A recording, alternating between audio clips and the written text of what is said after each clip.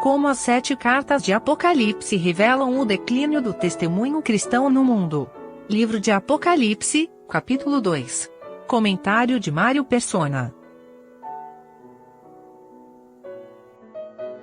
A dificuldade que normalmente alguns encontram quando leem estas cartas, essas 7 cartas, é achar que elas possam estar falando de salvação por obras, ou por obediência, ou pelo acatar o que o Espírito diz às igrejas e coisas assim. Mas é importante entender que aqui está falando de testemunho, não está falando das pessoas individualmente que precisa vencer para ser salvo, outro que precisa ouvir, aqui não é uma questão de salvação. Aqui está falando para o testemunho da igreja na terra. Obviamente tem as responsabilidades individuais aqui. Mais ou menos, o sentido é muito parecido com a das 10 virgens, né? Que tinha 10 virgens, todas elas estavam ali, mas 5 não tinham o azeite que representa o Espírito Santo. Então, nesse testemunho da igreja na terra, isso está incluindo tudo, porque nós vamos encontrar dentro desse testemunho o quê? Nós vamos encontrar aqueles que são apóstolos, que dizem ser apóstolos, mas não são. Nós vamos encontrar aqueles que são sinagoga de Satanás. Nós vamos encontrar aqueles que seguem a doutrina dos nicolaítas, que vai ser no versículo 15. Nós vamos encontrar aqueles que seguem o ensino da mulher aqui no versículo... que tem a doutrina, né, no versículo 24, né, que fala... primeiro versículo 20, né, de Jezabel. Toleras Jezabel, ou seja, ela estava inserida no contexto aqui das assembleias do testemunho. Então aqui não se trata de salvação individual, embora existam também benefícios do salvo individualmente, né, daquele que é salvo, como por exemplo ter uma pedra branca, como fala no versículo 17, o novo nome, não receber o dano da segunda morte, como fala no versículo 11, comer da árvore da vida, como fala no versículo 7. Então tem todos os benefícios que são garantidos ao salvo, porém aqui nós estamos falando de testemunho, da expressão de Cristo na terra através do testemunho que é a igreja. Mas não a igreja no seu sentido do corpo, mas aqui como sentido da assembleia, da casa de Deus na terra. Eu creio que seja assim. Não sei se algum irmão pensa diferente, talvez possa até explicar melhor do que eu. Mas eu não entendo como essas gratificações aqui sendo a salvação por obras, né? Como alguns acreditam que seja. O próprio fato das assembleias aqui serem identificadas como candeeiros ou castiçais mostra esse caráter de testemunho. O que é um castiçal? Ele é uma coisa que dá luz num lugar de trevas. E a igreja está no mundo hoje para dar luz ou expressar o que é Cristo nesse mundo de trevas. Existe um mal aqui que ele aparece já em Éfeso e ele vai permear toda a história da igreja.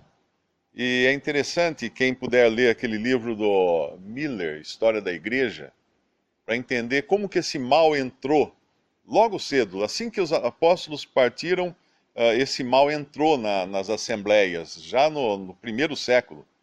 Por isso que hoje, quando se fala, na maior parte das denominações religiosas, católicas e protestantes, baseiam muito de sua doutrina no que eles chamam de, nas cartas dos pais da igreja, que são aqueles primeiros cristãos que alcançaram um certo renome, obviamente eram cristãos realmente, estavam fazendo as coisas do jeito que eles achavam que era correto naquele momento, mas quando a gente entende esse mal, por que ele entrou e como ele entrou, e ele continua até o fim, e vai se aperfeiçoando.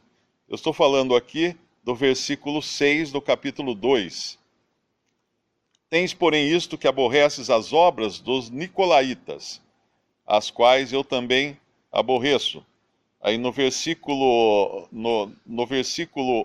9, eles aparecem aqui com outra roupagem. Primeiro eles apareceram dizendo-se apóstolos, no versículo 2, depois nos fala dos nicolaítas, aí vem uma outra roupagem aqui, que é os que se dizem judeus, ou seja, vestidos com a farda de quem é do povo de Deus. Então, por que eu não vou seguir essas pessoas? Eles estão vestidos, eles são judeus, né? Eles têm uma áurea de autoridade, de dignidade. E lá em seguida, em Pérgamo, vai aparecer de novo no versículo 15, assim tens também os que seguem a doutrina dos nicolaítas. Antes eram as obras dos nicolaítas, que eles aborreciam, mas agora já temos que seguem a doutrina. No versículo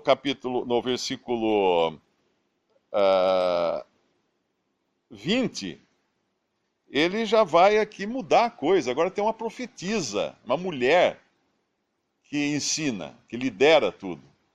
E a gente sabe que cada época dessa representa uma época também da cristandade.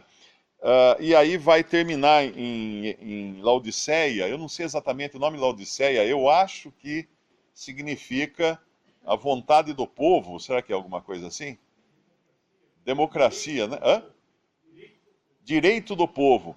Então aquilo que começa com alguns querendo se impor para liderar as assembleias, vai terminar, não que não vão existir esses líderes, esses homens querendo dominar sobre os cristãos. Não, é que agora eles dominam seguindo a vontade do povo. Ou seja, o que o povo quer?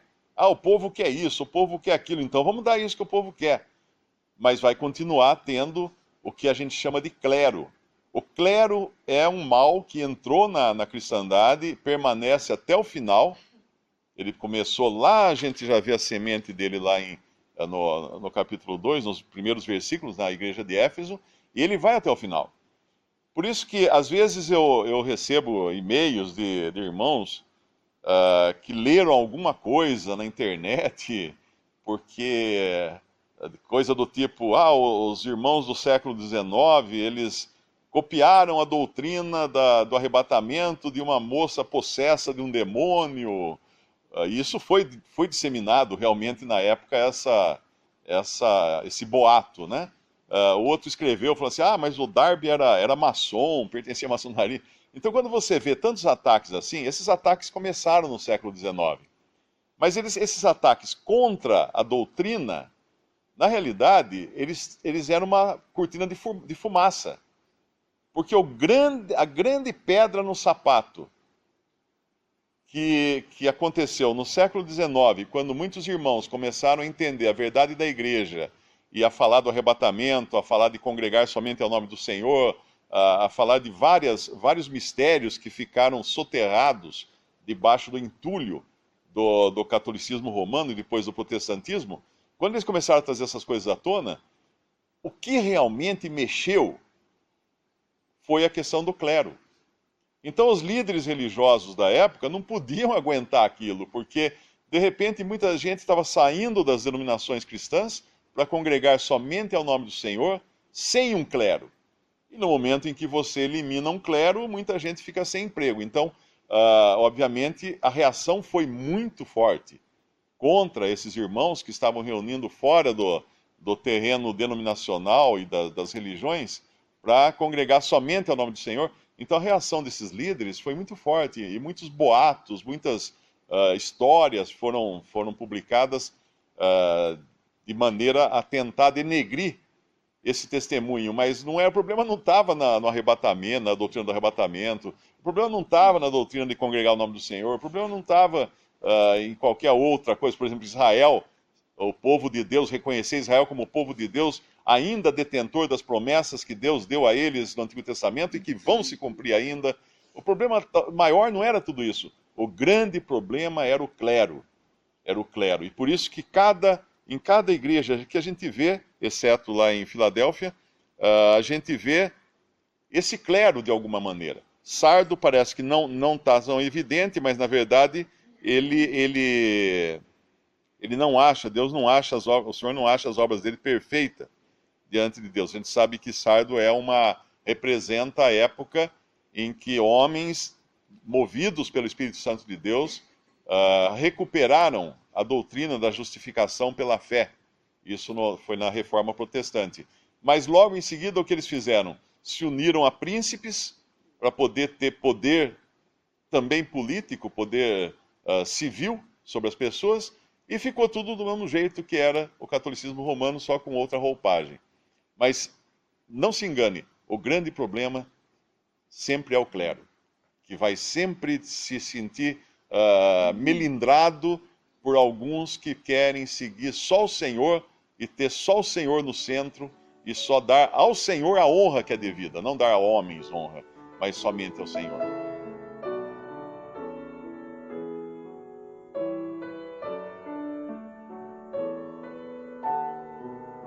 Visite Respondi.com.br. Visite também 3minutos.net.